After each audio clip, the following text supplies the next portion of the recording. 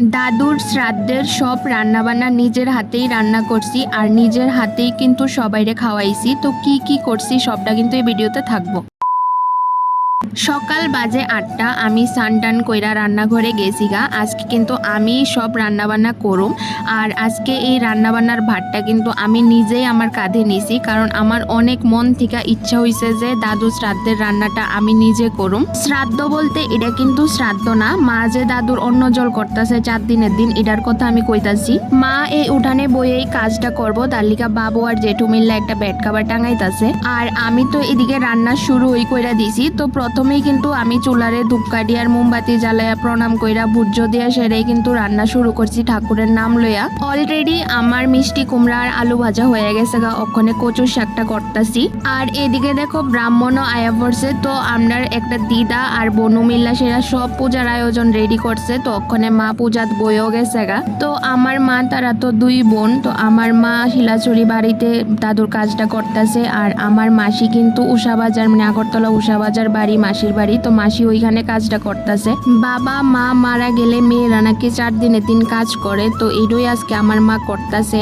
আর এডই নাকি মেয়েরা জীবনের শেষ কাজ মা বাবার লিগা, তো তার লিগা মারও অনেকটাই মন খারাপ। তো কিছু তো আর করার নাই, যেটা হয়েছে এটারে মাইনা নিতেই লাগবো। দাদু আর আমরার সাথে নাই, তো এটারে আমরা অ্যাকসেপ্ট করতেই লাগবো। আর মন তো খারাপ হইবই, আমার তো দাদু মারা গেছে কিন্তু আমার মার তো নিজের বাবা মারা গেছে, তো স্বাভাবিক অনেকটাই মন খারাপ হইব। যাই হোক, পূজা শেষ হয়ে গেছে গা। তো মা দাদুর নামে এখানে প্রসাদ দিছে। আমরার মধ্যে বারান দেওয়ানের নিয়মটা নাই দিকা ফল টল দিয়ে সেটা একটা প্রসাদ দিছে। আর আমিও এদিক দিয়ে রান্না বান্না কিন্তু অনেকটাই আগায় লাইছি। অক্ষণ যে তরকারিটা ঢালতাছি এটা কিন্তু মাছের মাথা দিয়া 5 মিশালি সবজি দিয়ে সেটা একটা ঘন্ট করছি।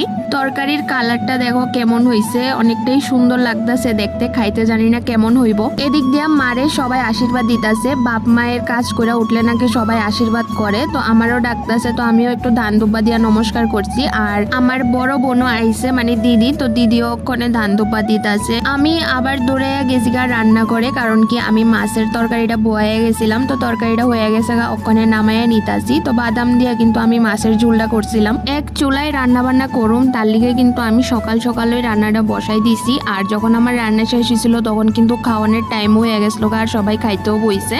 তো আমার একদম ঠিক টাইমে কিন্তু রান্নাটা আমি কমপ্লিট করতে পারছি। কি কি রান্না করছি সবটা তো তোমরা লোকে দেখাইতে পারছি না, তো নেক্সট ভিডিওতে তোমরা দেখামো আমি কি কি রান্না করছিলাম। আর ওখানে সবাই যেহেতু খাইতে বইছে সবাই একটু দিতাছি, হেল্প করতাছি। তো আমরা মিললই কিন্তু দিতাছি, আমি দিদি বোনু তারা মিললই আমরা সবাই মিল্লা কাজ কইরা দিতাছি। কারণ নিমন্ত্রিত মানুষও কিন্তু বেশি আসিল না, আমরা পাড়ারই কয়েকজন কাকিমা জেঠিমা তারারে কইছিল খাওয়ার লিগা, এর মধ্যেও কিন্তু সবাই আইতে পারছে না। তো যারা আইছে তারারে আমরাই নিজের হাতে পরিবেশন করছি। রান্নাটা আমি করলেও আমারে কিন্তু বাইরের থেকে সব কিছু রেডি করে দিছে আমার কাকি আর বোনু তারা, মানে কাটাকাটি ধোয়া ফালি যা আছে সব কিছু রেডি করে দিছে। তো দেখো যারা আইছিল তারা খাওয়ানোর পরে ওখানে আমরা বাড়ির মানুষ বাবু তারা মা খাইতে বয়ে গেছে গা, তারা খাইয়া উঠছে পরে ওখানে আমরা খাইতে বইছি। আর যারা যারা খাইছে সবাই কিন্তু আমারে কইছে যে আমার রান্না খুবই ভালো হয়েছে। তো এটা শুনে তো মনটা অনেক খুশি হয়ে গেছে গা। তোমাদের কাছে এই ভিডিওটা কেমন লাগছে কমেন্টে জানাও।